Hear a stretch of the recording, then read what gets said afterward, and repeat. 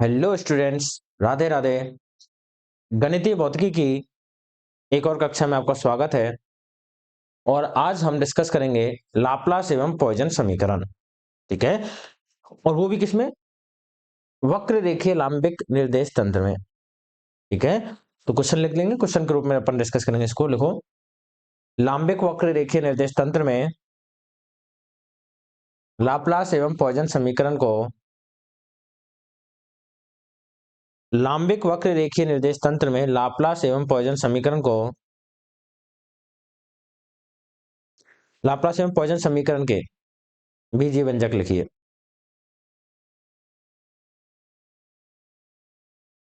English में लिखेंगे, write the Laplace and Poisson equation in write the Laplace and Poisson equation in orthogonal curvilinear coordinate system.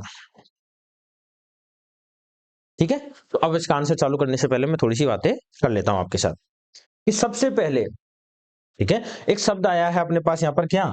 Laplace और poison समीकरण। ठीक है, Laplace और poison समीकरण, थोड़ा सा ही अंतर है, ज्यादा अंतर भी नहीं है। ठीक है, और ये हम लोग बीएससी फर्स्ट ईयर में डिस्कस कर चुके हैं। वो ये सेम क्या था, देखो, अगर मेरे पास क्या है, डेल स्क्वायर पाई बराबर 0। ठीक है, अगर ये समीकरण है तो इस समीकरण को मैं बोलूंगा लाप्लास इक्वेशन।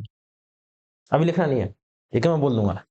और अगर मेरे पास डेल स्क्वायर फाई बराबर के कितना है, माइनस का रो अपॉन एप्सिलॉन नॉट, इस इक्वेशन को अपन बोलेंगे पॉइजन समीकरण।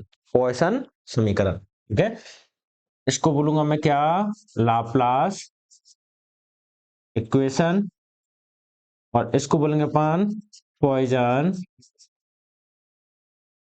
इक्वेशन।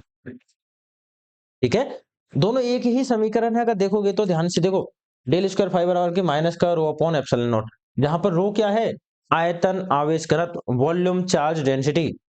जहां वेयर रो क्या है,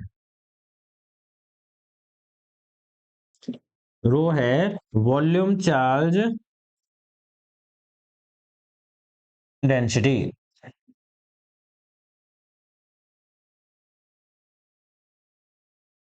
ठीक है, रो क्या है, वॉल्यूम, चार्ज, डेंसिटी, आयतन, आवेश घनत्व। अगर किसी, अच्छा ये भी बताना पड़ेगा अभी, वॉल्यूम, चार्ज, डेंसिटी क्या होती है? डेंसिटी क्या होती है? जिसकी भी निकालोगे, जैसे वॉल्यूम चार्ज ही निकालो, चार्ज डेंसिटी क्या हो जाएगी, चार्ज पर यूनिट वॉल्यूम। ठीक है, तो अगर किसी वॉल्यूम में अपना चार्ज कितना प्रेजेंट है, क्यू प्रेजेंट है, तो उसके लिए अपन ने कितना हो जाएगा, वॉल्यूम चार्ज डेंसिटी लिख देते हैं यहां पर। देखो, रो बराबर कितना हो जाएगा, क्यू बटा वी। ठीक है, पर अगर क्यू का मान कितना हो, 0, तो रो का मान कितना हो जाएगा? तो अपने पास यहाँ पे 0 रखते ही क्या बन जाएगी, अपने पास लाप्लास इक्वेशन बन जाएगी। तो एक ही समीकरण अगर ध्यान से देखोगे तो, अगर रो का मान 0 हो गया तो ये, ठीक है, तो घबराना नहीं है। पॉइजन इक्वेशन, जहां पर रो अपॉन एप्सिलॉन नॉट होता है, रो का मान 0 हो गया तो लाप्लास इक्वेशन बन के आ जाएगी। ठीक है, और आपसे एग्जाम में एक ही पूछेगा, ऐसे नहीं कि सारे पूछ ले, तुमसे पूछ भी ले तो बता देना। मैं दोनों के रूप में करवा रहा हूँ प्रूफ। ठीक है, दोनों का प्रूफ मैं करवा रहा हूँ कि कैसे निकालेंगे इनको। थोड़ा सा लिख ले अपन पहले। देखो, हम जानते हैं हम जानते हैं लाप्लास समीकरण, इंग्लिश वाले we know that Laplace equation, equation number 1, Poisson equation, equation number 2, और छाप दो ऐसे ही। हिंदी वाले, हम जानते हैं लाप्लास समीकरण, डेल स्क्वायर फाइव बराबर 0, इक्वेशन 1। पॉइजन समीकरण, डेल स्क्वायर फाइव बराबर के minus rho upon epsilon not, equation number 2। ठीक है, ये अपन का काम हो गया, जो अपन फर्स्ट ईयर में पढ़ के आए हैं वही चीज। ठीक है, अब मुझे क्या करना है, डेल स्क्वायर फाइव का मान निकालना है। ठीक है, डेल स्क्वायर फाइव का मान अगर मैं यहाँ पे निकाल के रख देता हूं तो क्या मिल जाएगी मुझे, लाप्लास इक्वेशन मिल जाएगी। डेल स्क्वायर फाइव का मान निकाल के मैंने अगर यहां रख दिया तो मुझे क्या मिल जाएगी, पॉइजन इक्वेशन मिल जाएगी। ठीक है, तो अब अपन क्या करेंगे, पॉइजन इक्वेशन को निकालेंगे। ठीक है, तो देखो अब बात करते हैं अपन किसकी, अगेन वी नो दैट, पुनः हम जानते हैं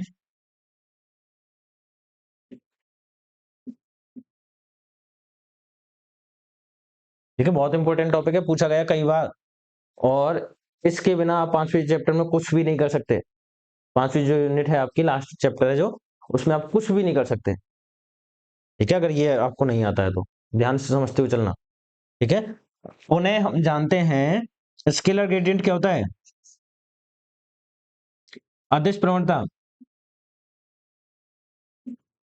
डेल वेक्टर फाई क्या होगा, E1 cap upon H1 del phi upon del Q1 plus E2 cap upon H2 del phi upon del Q2 plus E3 cap upon H3 del phi upon del U3। Equation number 3 दे दिया। कहाँ लिखा है अपन ने ये scalar gradient, लांबेक वक्र रेखीय निर्देश तंत्र में। तो लांबेक वक्र रेखीय निर्देश तंत्र में अदिश प्रवणता लिख सकते हो, वरना स्केलर ग्रेडियंट बहुत है। ठीक है, scalar gradient in orthogonal orthogonal curvilinear coordinate system. ठीक है, कहां पर, लांबेक वक्र रेखीय निर्देश तंत्र में अदिश प्रवणता ये होती है। ठीक है, और अगर मैं बात करूं वेक्टर फील्ड क्या होगा, एंड वेक्टर फील्ड कहां पर, इसी में क्या हो जाएगा, ए वेक्टर बराबर के E1 cap A1 E2 cap A2 plus E3 cap A3। कोई दिक्कत है, ये अपन ने बोला है ए वेक्टर इतना होता है। ठीक है, ठीक। तो अब मैं क्या करूं, यहां से देखो, ये अपन जानते हैं कैसी होती है, एक वेक्टर क्वांटिटी होती है। डेल फाई स्केलर ग्रेडियंट कैसी क्वांटिटी आती है, एक वेक्टर क्वांटिटी आती है, प्रूव किया अपन ने। तो स्केलर ग्रेडियंट एक वेक्टर क्वांटिटी होती है। तो देखो क्या कह रहा हूं मैं यहां पर, माना लेट ए वेक्टर बराबर कितना है, डेल फाई। ठीक है, ये क्या है, एक वेक्टर क्वांटिटी है, तो वेक्टर फील्ड से अपन ने कंपेयर कर दें। ठीक है, माना ए वेक्टर बराबर del phi, so from equation 3 and 4 we can say that,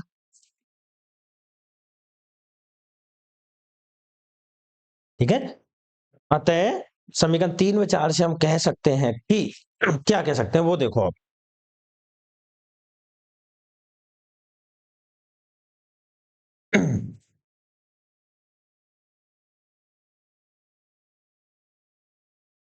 देखो डेल फाई बराबर के ए वेक्टर बोला अपन ने, एलएचएस बराबर है तो आरएचएस बराबर होंगी। ठीक है, तो आरएचएस में क्या है यहाँ पर, E1 cap upon H1 del phi upon del U1 किसके बराबर है, E1 कैप A1 के। ठीक है, तो A1 किसके बराबर होगा, जो भी E1 कैप का यहाँ पर कंपोनेंट है उसके बराबर होगा। क्या कह रहे हैं देखो, A1 बराबर किसके होगा, 1 upon H1 del phi upon del U1 कह सकते हैं। ऐसे ही E2 कैप का कंपोनेंट कौन सा है यहाँ पर, A2, और यहाँ पर कितना है, तो A2 क्या होगा, 1 upon H2 del phi upon del U2। ठीक है, और A3 अपने पास क्या आएगा, 1 upon H3 del phi upon del U3। ठीक है, इक्वेशन नंबर दे दिया मैंने तीनों को एक साथ 5।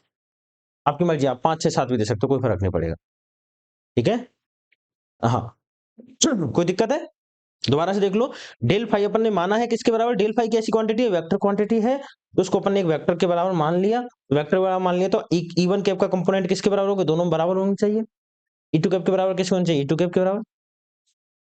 ठीक है, जैसे अपन बोलते थे एक्स आई कैप प्लस वाई जे कैप प्लस जेड के कैप किसके बराबर है, 3 आई कैप प्लस 5 के कैप के। तो एक्स के बराबर किसका मान है, 3 का, वही मैंने काम किया यहाँ पे।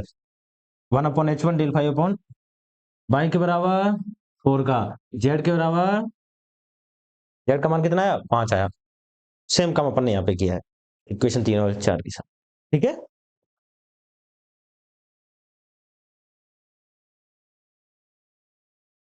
अब देखो अपने पास डेल वेक्टर कितना होता है।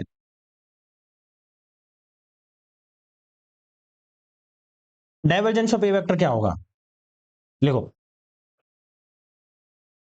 वी नो डेट, या फिर हाँ वी नो डेट, हम जानते हैं डाइवर्जेंस ऑफ ए वेक्टर, ठीक है। कितना होता है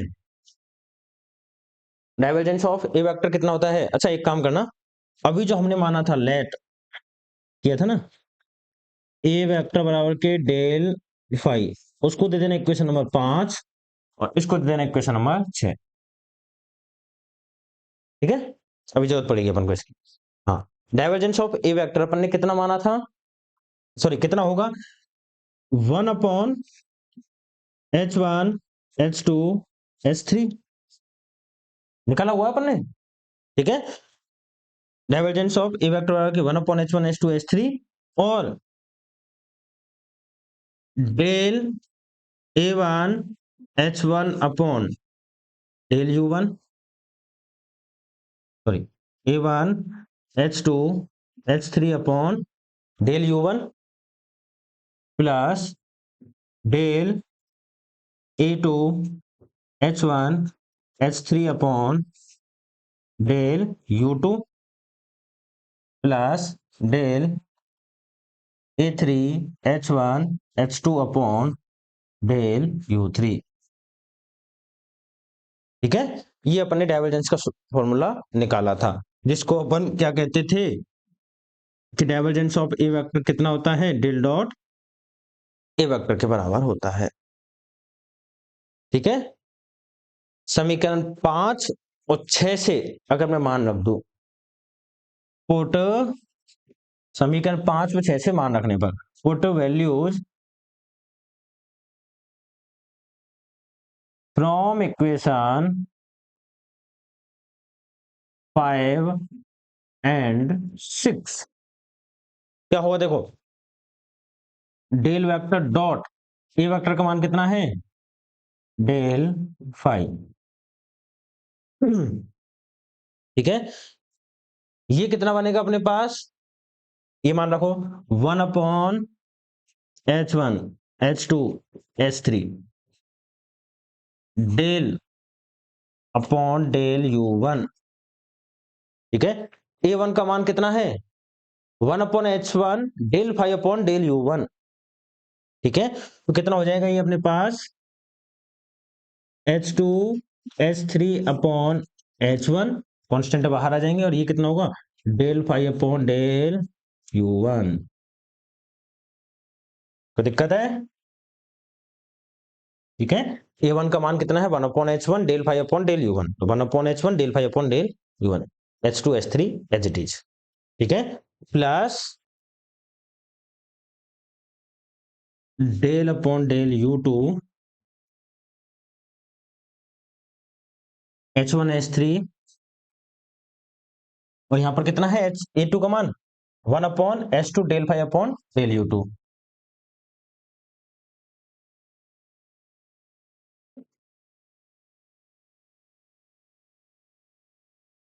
plus del upon del u3 h1 h3, अपने पास अब क्या है, h1 h2 बटे h3 del 5 upon del u3, कोष्टक बंद। ठीक है, ये देखो डेल, ये आ गया अपने पास, ये क्या हो जाएगा, del dot del 5, divergence of del 5 कितना हो जाएगा, डेल स्क्वायर 5, इसका डिफरेंशिएशन करोगे कितना हो जाएगा, डेल स्क्वायर 5।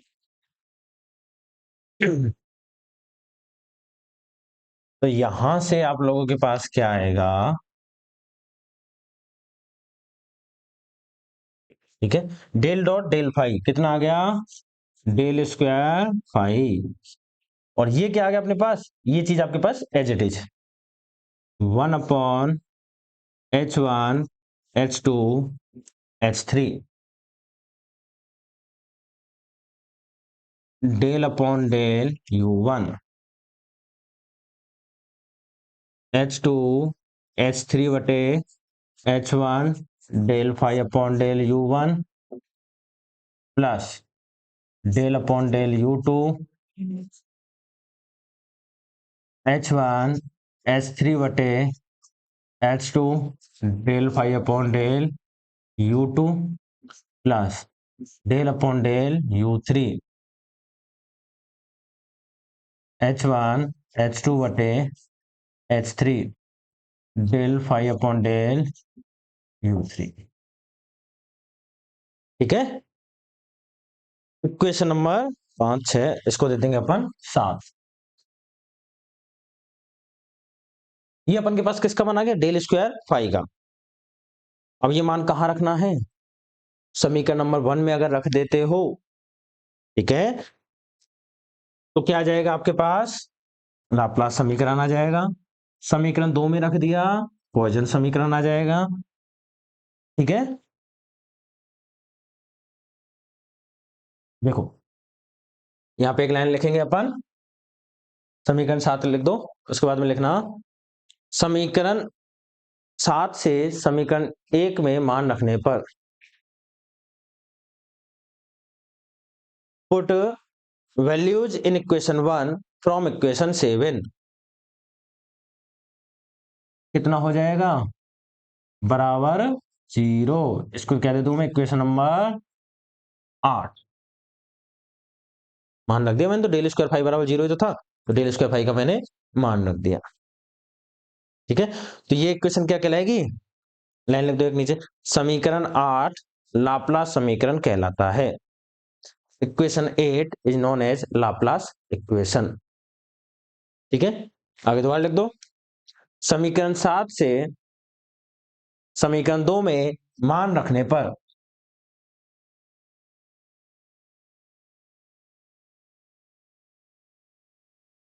हाँ आपको पूरा लिखना पड़ेगा दोबारा दोबारा से। ठीक है, तो क्या होगा, डेल स्क्वायर फाई बराबर के कितना था राइट हैंड साइड पे, -ρ अपॉन एप्सिलॉन नॉट, समीकरण नंबर 9 दोबारा लिख दो, याद हो जाएगा लिखने के बाद नहीं। ठीक है, तो क्या बोलेंगे अपन, समीकरण 9 पॉइजन समीकरण कहलाता है। Equation 9 is known as Poisson equation. ठीक है, फिर नीचे लाइन लिखो एक और, अगली लाइन से, अगेन फ्रॉम इक्वेशन 7 समीकरण 7 से, अब इसको देखो एक बार। ठीक है, ये समीकरण 7 था अपने पास। ठीक है, मैं क्या कह रहा हूं, ये देखो फाई यहां पर राइट हैंड साइड पे है, इस फाई को मैंने बाहर लिया, ये भी फाई राइट हैंड साइड पे है, इसको भी मैंने बाहर ले लिया, कहां आ जाएगा, राइट हैंड साइड पे ही बाहर आ जाएगा, सीधे हाथ की तरफ ही बाहर आ जाएगा। इस फाई से अगर मैंने इस फाई को काट दिया तो ये किसका मान आ गया, किसका मान आ गया, डेल स्क्वायर का। ठीक है, तो इसको इक्वेशन दे देंगे अपन 10, और समीकरण 10 लाप्लासियन संकारक का मान व्यक्त करता है। Equation 10 represent Laplacian operator.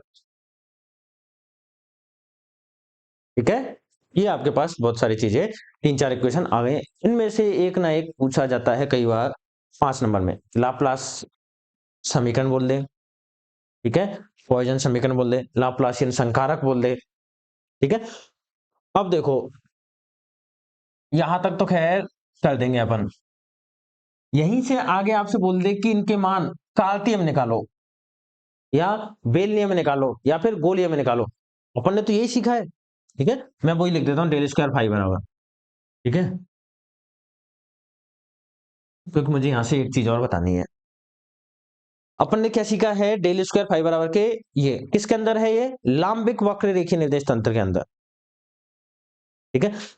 अगर आपसे बोले कि कार्तीय के अंदर सिद्ध करो, यहां तक निकाल के, अब वो नहीं करोगे आपने फर्स्ट ईयर में जो किया था वो छोड़ देना, यहां तक निकाल के इसको इनके मान रख देना कार्तीय में जो भी अपन ने पढ़े हैं। कितने थे 1/h1 h2 h3 के 1 1 1, इनके u1 u2 u3 के xyz, और हाँ दो ही चीजें, e1 e2 है ही नहीं है।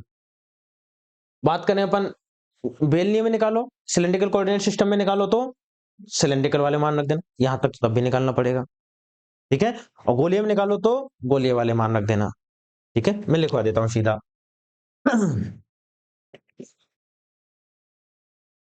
कार्तीय निर्देश तंत्र में इन कार्टेशियन कोऑर्डिनेट सिस्टम क्या होगा, डेल स्क्वायर फाई, देख लेना वरना गलत कराओ पेपर में। ठीक है, डेल स्क्वायर फाई, इनके मान 1 1 1, ये सीधा हो जाएगा अपने पास, देखो यहां भी 1, h2 h3 अपॉन h1 1 1 1, यहां भी 1, यहां भी 1, यहां भी 1, मैं सीधा लिख देता हूं, कितना होगा del X square, del square phi upon del Y square, phi common ले लोगे तो डेल स्क्वायर का मान आ जाएगा, बराबर 0 रख दोगे तो लाप्लासियन समीकरण आ जाएगा, बराबर में माइनस के रो अपॉन एप्सिलॉन नॉट रख दोगे तो पॉइसन समीकरण का मान आ जाएगा, ठीक है। यहाँ पे देखो किसमें, कार्तीय में हो गया, गोलीय में, सॉरी बेलनीय में, पहले सिलेंड्रिकल कोऑर्डिनेट सिस्टम में डेल स्क्वायर फाई बराबर के डेल स्क्वायर फाई बटे, अच्छा ये और ये मत बोलना 1/h1 h2 h3 कितना होगा 1/रो square, sorry 1/रो h1 h2 h3, यहां पर कितना आएगा rho h2 h3, rho del phi upon del rho, ठीक है, प्लस डेल ऊपर डेल u2 डेल फाई। अब देखो आप लोग क्या करते हैं, अच्छा लिख देता हूं एक बार पूरा, 1/रो del phi upon del phi.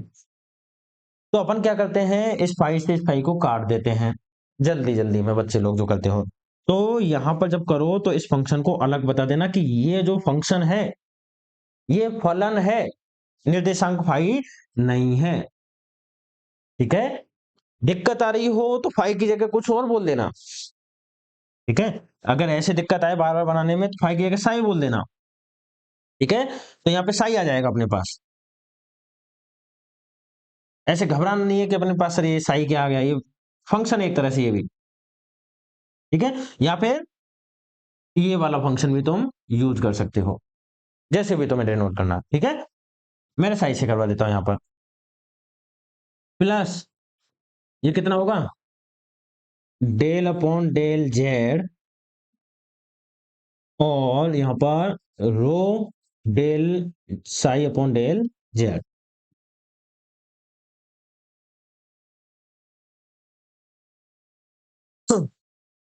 ठीक है। अब थोड़ा सा अगर आप सॉल्व करना चाहो इसको तो कर सकते हो, कैसे, u इंटू वी वाला फॉर्मूला लगा दो, इसको u बोल दिया, इस पूरे को v बोल दिया, ठीक है। तो u इंटू वी वाले से फॉर्मूले सॉल्व कर लेंगे। इसमें क्या करेंगे, देखो फाई का रेस्पेक्ट में डेरिवेशन कर रहे हो, और ये क्या है रो, तो ये बाहर आ जाएगा, ये अंदर मल्टीप्लाई होगा तो 1/रो स्क्वायर हो जाएगा, ठीक है। तो मैं कर देता हूं एक बार, डेल स्क्वायर साई बराबर कितना होगा 1/रो तो है ही है, यहाँ पे देखो रो का करोगे तो 1 del psi upon del rho, ये 1 है ही है, ठीक है। हाँ, अब मैंने क्या किया, इसको एज इट इज रखा, प्लस तो रो से रो कैंसिल, और यहां पे क्या बनेगा del square psi upon del rho square, इसका दोबारा हो जाएगा, ठीक है, प्लस 1/रो, और ये rho square del square psi upon del phi square, और यहां भी क्या बनेगा आपके पास, ये रो बाहर आ जाएगा तो रो से रो कैंसिल, और यहां पर आपके पास बच जाएगा क्या del square psi upon del Z square.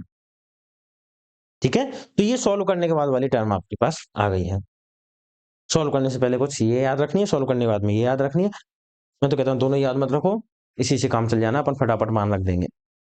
एक दो और प्रैक्टिस करोगे अपने आप आ जाएगा। ठीक है, लिख तो दो एक बार। बराबर में जीरो रख दिया, लाप्लास समीकरण। बराबर में माइनस के रो अपॉन एप्सिलॉन नॉट रख दिया, पॉइसन समीकरण।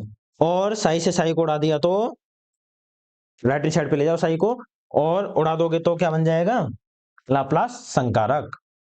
तो बात करते हैं अपन गोलीय निर्देश तंत्र में। ये इंपॉर्टेंट है बहुत ज्यादा, इसको ध्यान से देखना।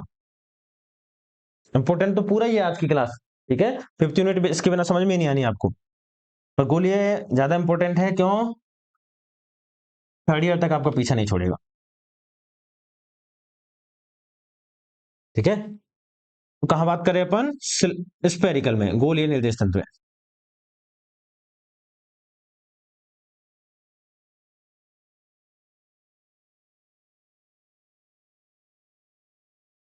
क्या होगा देखो, यहां भी देखो, आर थीटा और फाइव तीन कोऑर्डिनेट आते हैं, तो यहां भी मैं क्या ले लेता हूं, डेल स्क्वायर साई ले लिया मैंने। ठीक है, 1/h1 h2 h3 तो कितना हो जाएगा, h1 का मान 1, h2 का मान r, और h3 का मान r sin थीटा। ठीक है, del over del r, r square sine theta, del psi upon del r। ठीक है, देखो कई बच्चे पूछते सर ये साई कहां से आ गया, ये फाई था पिछली बार, तो मैंने यहां भी फाई लिखा था, अब मैंने यहां साई ले दिया तो यहाँ साई आ जाएगा। ठीक है, r plus del upon del theta, और यहां पर कितना आएगा, r sin थीटा बटे, देखो h1 का मान 1, h3 का मान r sin थीटा, और यहां पर h2 का मान r, तो r से एक r कैंसिल हो जाएगा, यहां पे कितना बचेगा, sin theta del psi upon del u2 plus del upon del r theta और फाइव। यहां पर आएगा अपने पास r, h1 का मान 1, h2 का मान r, और नीचे r sin थीटा, तो r से r कैंसिल, नीचे बचा सिर्फ और सिर्फ sin theta, del psi upon del five. ठीक है, थोड़ी सी सॉल्व इसे भी कर लो। ठीक है, 1/r² sin थीटा सबके साथ मल्टीप्लाई होगा पहली बात तो। ठीक है, यहां से देखो r के रेस्पेक्ट डिफरेंशिएशन कर रहे हो, यहां पर r² का ही कर रहे हो। ठीक है, sin थीटा तो बाहर आ जाएगा, r² del psi over del r का अपन को करना पड़ेगा।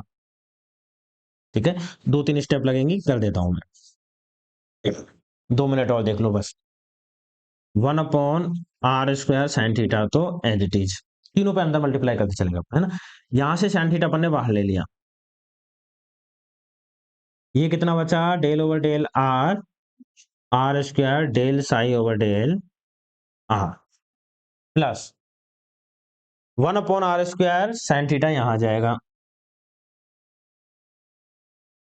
ठीक है, ये as it is, del over del theta sin theta del psi upon del u2 का मान कितना है, थीटा है, theta plus del upon del phi, अच्छा 1/r² sin थीटा यहां भी आएगा।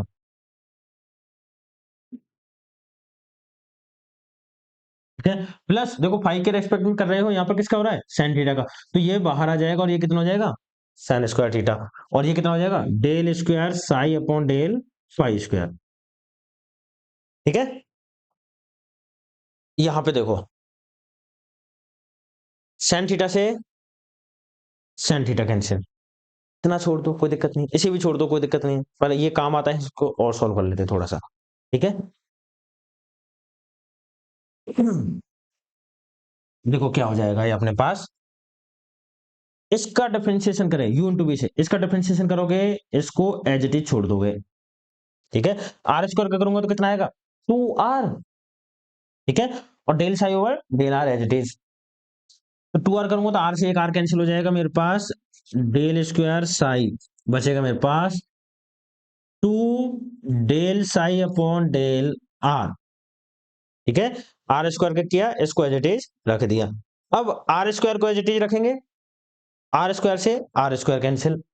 ठीक है, और यहां पर कितना बचेगा, plus del square psi upon del R square. अच्छा, अगर नहीं समझ में आ रहा मैं क्या बोल रहा हूं तो खुद से करके देख लेना।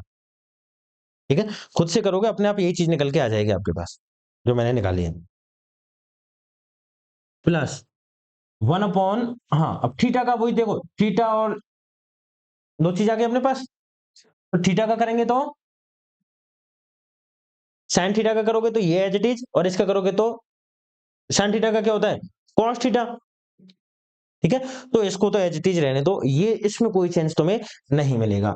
तो मैं यहां से क्या कर रहा हूं, 1 upon R square sine theta common ले लिया दोनों में टर्म से, और ये तुम्हें मिलेगा del upon del theta sine theta del psi upon del theta plus del square psi upon del pi square. ये आपको गोलीय, ये पहले मिल जाएगा, ये बाद में मिल जाएगा, पर ये आपको गोलीय निर्देश तंत्र में लाप्लास समीकरण या पॉइसन समीकरण के रूप में देखने को मिल जाएगा। ठीक है, डेल स्क्वायर का मान भी ये तुम्हें देख सकता है। याद हो जाए तो बहुत अच्छी बात है, नहीं होती है ये वाली याद हो जाए तो बहुत अच्छी बात है, वरना ये तो याद होनी ही चाहिए, वरना 5वीं यूनिट में फिर पेपर छोड़ के आओगे या फिर कोई अटेंड ही नहीं करेगा उसे। ठीक है, जैसे मैंने पिछली बार बोला था, क्या बोला था जब 4th यूनिट करवा रहा था, कि ध्यान से एक एक स्टेप को समझते हुए चलना। पेपर में 90% बच्चे होते हैं जो इसको छोड़ के आते हैं, पर सुना नहीं और छोड़ के आए। ठीक है, चलो फिर आज के लिए इतना ही, बाकी का कल करते हैं। राधे राधे।